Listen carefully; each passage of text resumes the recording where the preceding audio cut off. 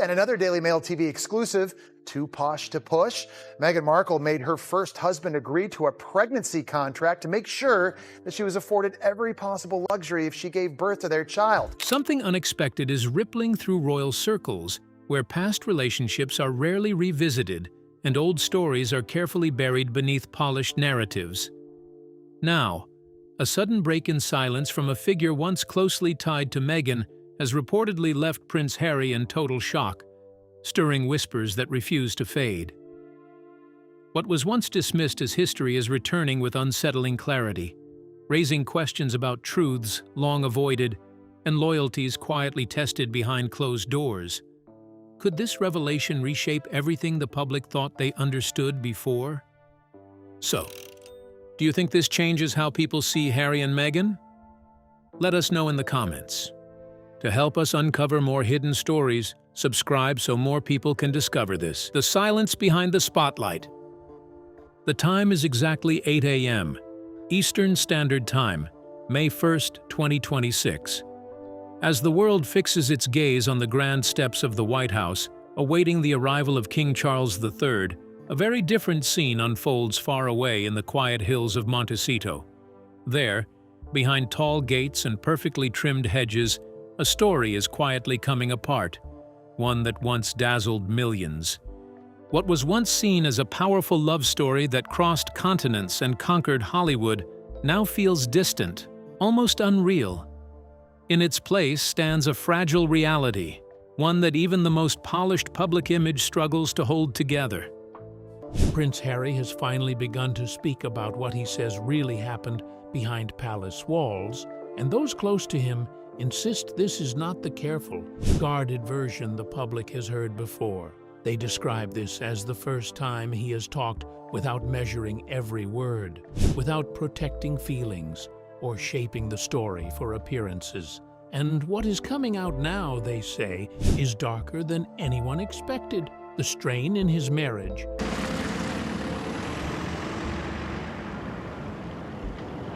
once dismissed as rumor, no longer hides in whispers, for the prince who was once known for his easy smile and rebellious charm, something has clearly changed. The world that knew Harry the Spare now sees a man who looks tired, distant, and weighed down by years of unseen pressure. According to people close to him, Harry has started to recognize patterns he once ignored. He is said to be slowly confronting things he brushed aside. Moments of control, emotional pressure, and a constant rewriting of his role in his own life.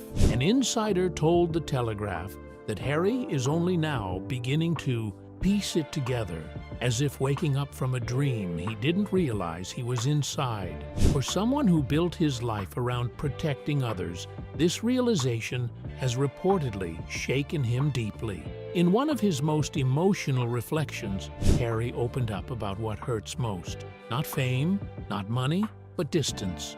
"I miss the UK," he admitted. "I miss parts of the UK. Of course I do." His voice softened as he spoke about his children and the life they will never know firsthand. "I think it's really quite sad that I won't be able to show my children my homeland." It wasn't just nostalgia in his words. It was a loss, a sense that something permanent had been taken from him and no success in California could ever replace it. For years, Harry played the role of the loyal husband, the supporter, the shield. He defended Meghan through every storm, through every headline, every accusation, every wave of public judgment. Thank you. Whether the world called them heroes or villains, he stood firm. But those who know him say there has been a slow, painful awakening, a growing understanding that the version of events sold to the public was not always the same as the one he lived privately. That shift became impossible to ignore last week in California when Harry attended a private wellness summit focused on men's mental health. The event was meant to be quiet, supportive, and controlled. But then a journalist asked something that instantly changed the mood. The question was simple, yet it landed with unexpected force. Do you ever feel like you lost yourself in love? Those who were there say Harry froze. His smile faded. The room went still. For a moment, it looked like he might not answer at all. And in that silence, something cracked. Not loudly, but enough for those watching closely to realize this was no longer the same carefully scripted prince. This time, the story was not being performed. And once that door was opened, there was no graceful way to shut it again. Now, how did Prince Harry's quiet confession ignite chaos behind palace walls? And could this be the turning point we never saw coming? Stay tuned. Why William ordered a DNA test on Meghan's pregnancy. Prince William allegedly ordered a DNA test for Prince Harry's children, Archie and Lilibet, following the long-term rumored paternity allegations. Although this is yet to be officially confirmed by Prince William, many believe that, if true, it is a right step, as it could help settle the long-standing surrogacy controversies surrounding Meghan Markle and Prince Harry. But how did all of this begin? Stay tuned, because you are about to hear the full details of Meghan Markle's pregnancy. The surrogacy controversies surrounding Meghan Markle started sometime around 2019, in the weeks leading up to the birth of her first child, Archie Harrison Mountbatten Windsor. At first, the conversation was small. It lived mostly on blogs, royal watching forums, and social media pages that closely followed every movement of the Duke and Duchess of Sussex. But after Archie was born in May 2019, the talk grew louder and more organized, turning into one of the most persistent controversies attached to the couple. Unlike previous royal births, Meghan and Harry chose not to pose outside the hospital with their newborn. For decades, the public had become used to seeing royal mothers present their babies within hours of delivery. Princess Diana did it. Kate Middleton did it 3 times. Meghan and Harry refused. They said they wanted privacy. Critics said the refusal was suspicious. That was the first spark. Then came confusion about the timing of the birth announcement. Buckingham Palace initially told the press that Meghan had gone into labor. Later, it was revealed that Archie had already been born earlier. To supporters, this was simply an effort to control media attention. But to skeptics, this looked like the palace was giving out information that did not match reality. Some commentators asked why there had been a delay at all if everything was straightforward. The secrecy around the location of the birth added more fuel. It was eventually reported that Archie was born at the private Portland Hospital in London, but details were kept tightly guarded. No signatures from medical staff were publicly shown in the way royal watchers were accustomed to seeing. Many began to say that the lack of transparency created room for doubt. Around this same time, photographs and videos from Meghan's pregnancy started being re-examined online. Some users claimed her baby bump appeared to change size from day to day. Others pointed to moments when the bump seemed unusually high or low. This is where the phrase moon bump began to circulate, a term conspiracy theorists use to describe a prosthetic pregnancy belly. There was no proof offered, but the theory spread widely across the media and royal gossip blogs. As weeks passed, the discussion moved from speculation to direct accusations by some public figures. One of the most vocal was Lady Colin Campbell, a royal author and commentator. She repeatedly questioned the official version of events and argued that there should be clarity about whether Meghan had physically given birth. She suggested that if surrogacy had been used, it could raise questions under royal succession traditions, which historically required heirs to be born of the body. Her statements were widely shared and debated, but that is not even all. Meghan's estranged family members entered the conversation. Her half-sister, Samantha Markle, "If she'll do this to our family, she'll do this to yours. I love her, she's my sister, but humanitarians and diplomats don't behave like this." gave interviews in which she said she believed surrogacy was possible. She referenced conversations she claimed their father, Thomas Markle, had described about Meghan freezing her eggs years earlier. Samantha did not provide evidence, but her comments were repeated in tabloids across the UK and the United States. Because the claims came from a family member, they gained traction even among people who had not followed earlier speculation. Through late 2019 and into 2020, social media became the main engine driving the narrative. Entire accounts were dedicated to analyzing Meghan's pregnancy photos, frame by frame. Some users claimed videos showed the bump folding when she sat down. Others insisted her movements were too flexible for someone in late pregnancy. Some bloggers said medical experts believed the way she moved did not look normal during pregnancy, but they hardly mentioned any names. There was no proof, yet because people kept repeating it, the claim continued to spread. Then Prince Harry and Meghan stepped back from royal duties in early 2020 and moved to North America. Their departure, often called Megxit, intensified distrust among those who already believed the couple had broken royal norms. To those audiences, the move away from Britain looked like an attempt to avoid scrutiny. When Harry released details years later in his memoir Spare, some readers focused on his description of Archie's birth, particularly how quickly they returned home afterward. Commentators online argued that the timeline sounded unusually fast for a first birth. Again, these interpretations were debated heavily, even though medical experiences vary widely from person to person. In 2021, when the couple announced the birth of their daughter, Lilibet Diana, in California, the entire conversation reignited. Because the birth took place in the United States, outside the traditional royal system, there was even less public information released. From there, the allegations escalated. Some commentators openly called for Prince Harry to provide proof of paternity, including DNA confirmation, arguing that such evidence would silence speculation. These calls did not come from any official institution, but from media personalities. Another layer to the controversy came from legal and historical discussions about royal lineage rules. Commentators explained that, traditionally, children in the line of succession must be biologically born to the royal mother. This led some critics to argue that, if surrogacy had occurred, it could have implications. By the mid-2020s, the controversy followed the same pattern. No new evidence came out, but the talk never stopped.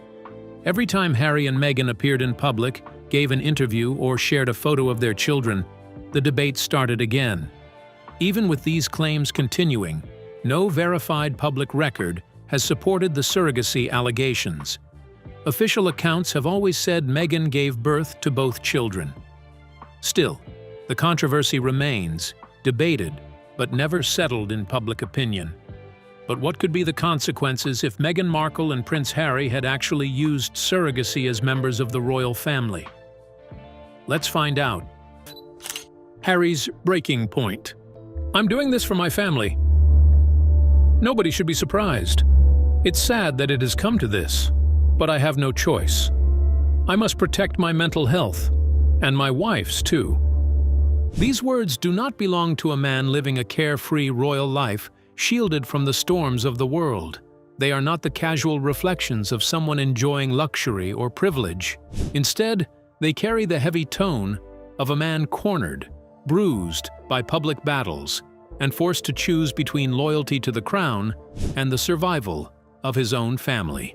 Prince Harry, once labeled the spare, the cheeky young royal who often made headlines for his mischievous antics, now stands at the center of a storm threatening to undo everything he has tried to rebuild.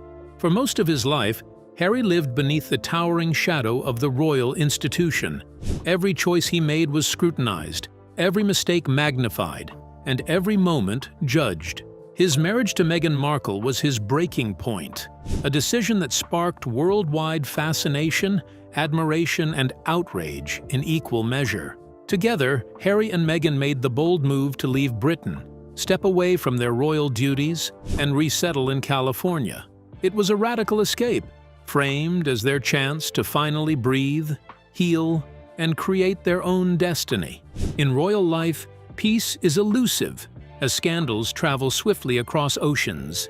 This time, the storm erupted from Sarah Ferguson, Duchess of York, who who alleged Meghan's links to Prince Andrew's notorious yacht gatherings, hinting she was his first client.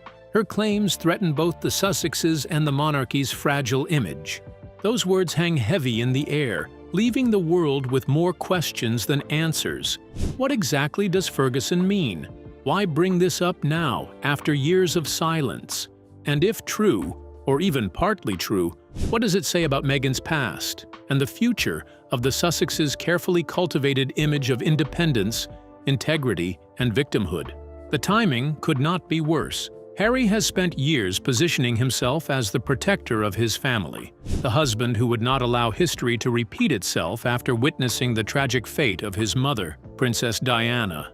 Meghan has portrayed herself as a woman unfairly targeted, misunderstood, and silenced. Together, they have tried to build a brand of resilience, honesty, and reinvention. But Sarah Ferguson's revelations threaten to unravel that narrative. If the claims gain traction, they could cast Meghan in a far darker light and leave Harry once again battling demons of shame, betrayal, and public humiliation. The Sussexes' journey from royalty to freedom has already been filled with drama, but this could be the scandal that pushes them past the point of recovery. Could this revelation be truth, exaggeration, or revenge? One thing is certain: the fire has been lit, and its flames are spreading fast. Let's delve into the details of Sarah Ferguson's revelation. A prince caught between loyalty and escape back home. Life has moved forward without him. His brother is flourishing in his role, calm and confident in the future that always seemed destined for him. Even King Charles, once at the center of public tension and private strain, now appears to be focused on history, responsibility, and how he will be remembered, rather than on old family rifts. Meanwhile, Harry appears frozen in place, not fully in London, not fully settled in Los Angeles, instead drifting somewhere in between, caught in a strange emotional in-between, suspended by love, yet weighed down by it at the same time. When he says, "I love the two of us," it sounds real, but according to people close to the situation, it also sounds complicated. Behind the scenes, sources claim Meghan has tightened her grip on almost every part of their shared life. They allege that nothing moves forward without her approval. Not the projects Harry signs on to, not the friends he keeps, not the words he chooses in public.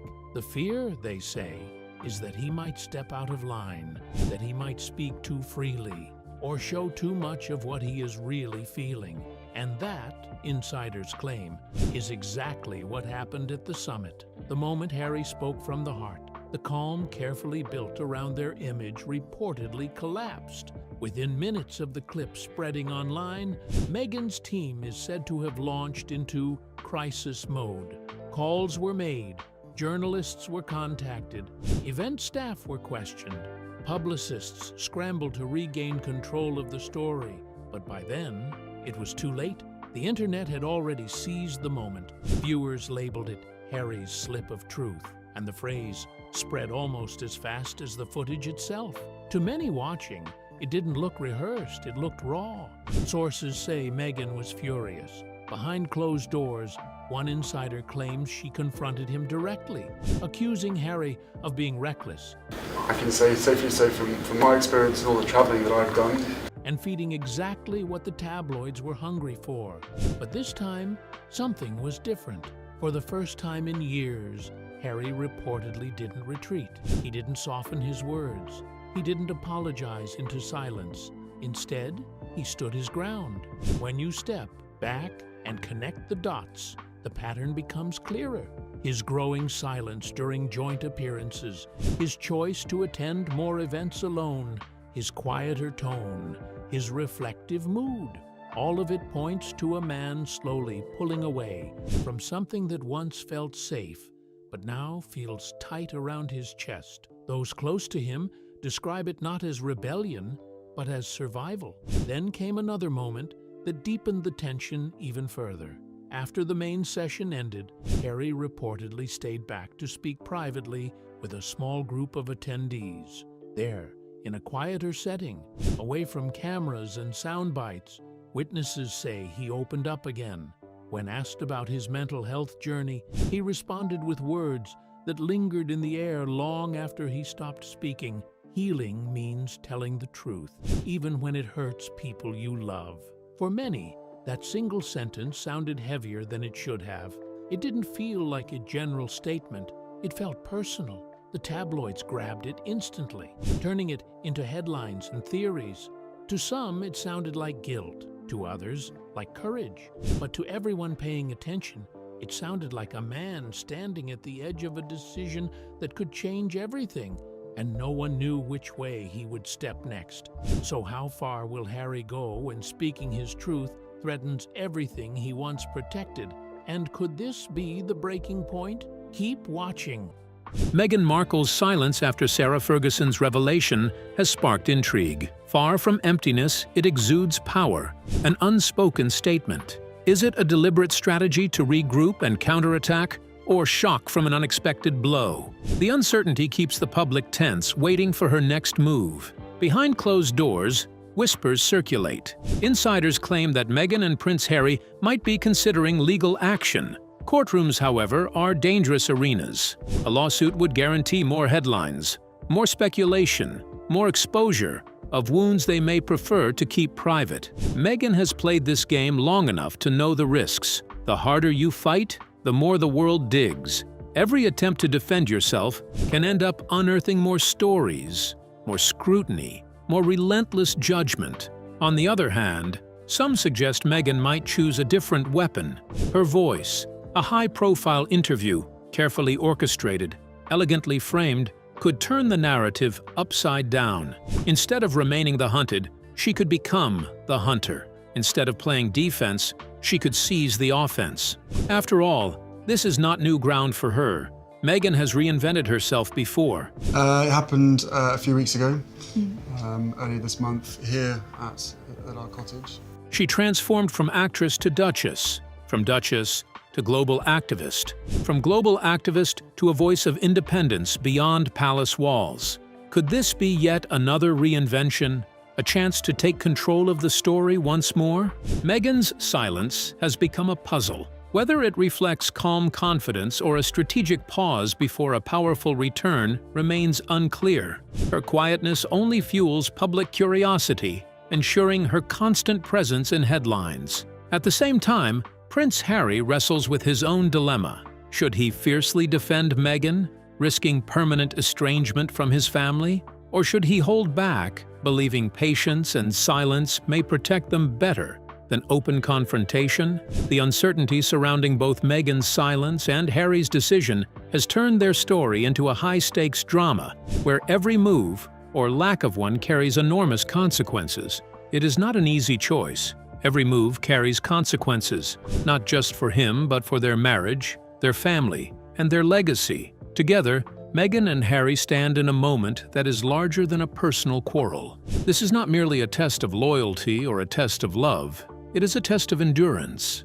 The world watches as they navigate this delicate dance of silence and action, defense and offense, family loyalty and marital unity. Each day that passes without a word from Meghan raises the tension higher. And as the silence stretches, one thing becomes clear. The next move they make will not just determine how this storm ends. It will define their survival in the unforgiving arena of public opinion. Could Harry have noticed any sign of Meghan's relationship with Andrew? How exactly did Harry meet Meghan? Let's find out how the couple fell in love. They would only say that mutual friends had introduced them during the summer of 2016. In celebrating the 125th anniversary of women's suffrage in your country.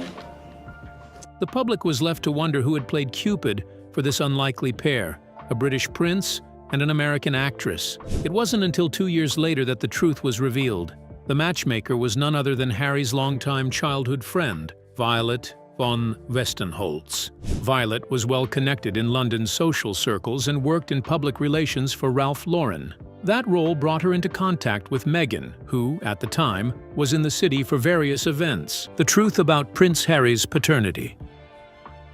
Princess Diana was accused of being romantically involved with other men even while married to Prince Charles, which eventually sparked speculation about the true paternity of Prince Harry. From the start, her marriage was troubled, and Diana often sought emotional support outside the royal household. The first man she was rumored to have a close connection with was Barry Manakee, a British police officer assigned as her personal protection officer in the early 80s. Manakee was not a tutor or teacher, as some rumors suggested. He was responsible for her security, but Diana grew very close to him. Friends and historians later noted that Diana confided in him during her unhappy marriage and described him as her first real emotional refuge. While there is no solid evidence that their relationship was physical, their closeness was enough to spark speculation. Manakee was eventually reassigned by the royal household because of concerns about the nature of his bond with Diana, which fueled rumors even further. After her emotional attachment to Manakee, Diana was rumored to have shared a close friendship with Oliver Hoare, an art dealer, during the late 80s. Their relationship was described as a source of companionship and understanding for Diana during a period when her separation from Charles was looming. Though there were suggestions of intimacy, there is no verified proof of a sexual affair. Still, the public fascination with Diana's life meant that every close connection was scrutinized and sensationalized. Hoare reportedly became someone she trusted, someone who listened to her frustrations, and someone who offered comfort that her marriage could not provide. Next came Dr. Hasnat Khan, the Pakistani heart surgeon whom Diana reportedly met in 1995. This relationship was more private, but widely acknowledged by Diana's friends and biographers. She was said to have been deeply in love with Khan, and he became one of the most serious relationships of her later life. Though it remained largely confidential, her attachment to him was real. This romance, however, had no bearing on the question of Prince Harry's paternity. But there is one man whose alleged affairs with Princess Diana carried far more weight in public speculation, and his name is James Hewitt. Hewitt was a British Army officer who served in the Household Cavalry and reportedly met Diana in the mid-1980s. Their friendship quickly developed into a passionate affair, which lasted for several years and became public knowledge through interviews Hewitt later gave. Unlike Diana's previous companions, Hewitt's involvement was widely confirmed. It is from this affair that rumors about Prince Harry's paternity emerged. Some observers pointed to physical traits, most notably Harry's red hair, suggesting a resemblance to Hewitt rather than Prince Charles. Some conspiracy theories even claimed that the royal family tried to suppress or control details about Diana's life, though there is no verified evidence of such interference. However, the timeline makes it clear that these claims are false. Prince Harry was born in September 1984, while Diana's confirmed affair with Hewitt began in 1986, at least a year after Harry's birth.